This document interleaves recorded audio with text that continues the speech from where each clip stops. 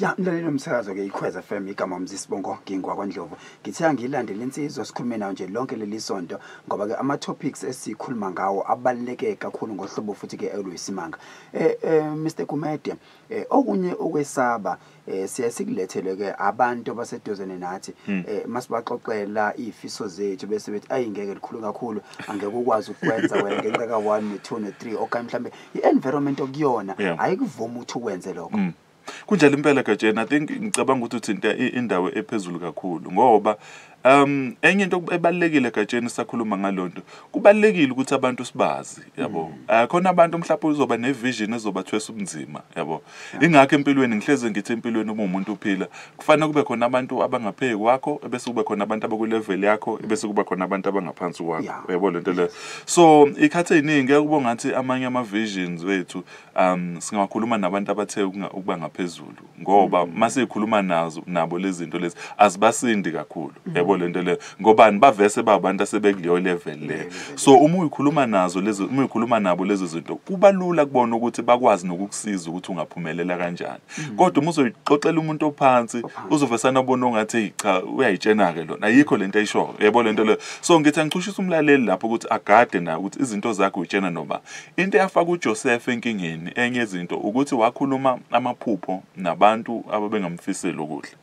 Kubalekile ukuthi izinto oyikhulumayo uyikhulume nabantu abakufiselayo okuhle. Kufanele ukwazi ukubabona abantu osokuphilisana nabo ukuthi babantu abakanjani yabo ngoba iphupho liyinto ecishe ifane neqanda edinga ukufukanyelwa ukuze ikwazi ukuthi ikhiphe lento kusuke kufanele ikhiphe yebo. Ukuba nephupho kuyakusiza ukuthi ube umuntu ozokwazi ukufika phambili.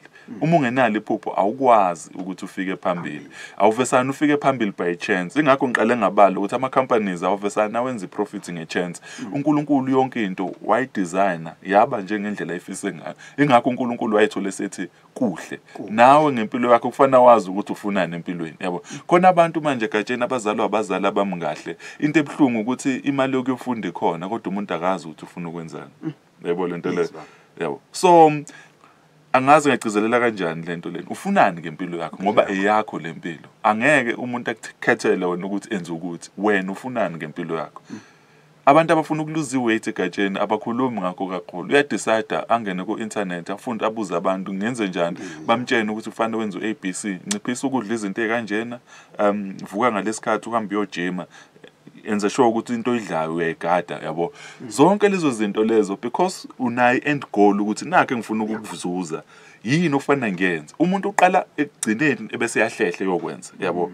Ngifuna ukuba udokotela ukuze ngibe udokotela yini okufanele ngiyenze. Nazi ifundo okufanele ngiyikhethe nayo yonke lento le. Njengoba ngifuna ukuachieve izinto ezingaka kulonyaka yini okufanele ngiyenze. Kufanele ngihlehleke manje njengoba kuqala uJanuary nazi izinto okufanele ngizenze. Ngisho nabangani yabo kufanele ngibagada abangani kube khona abangani ngizobashiya manje ukuthi asikwazi ukuya phambili nabo.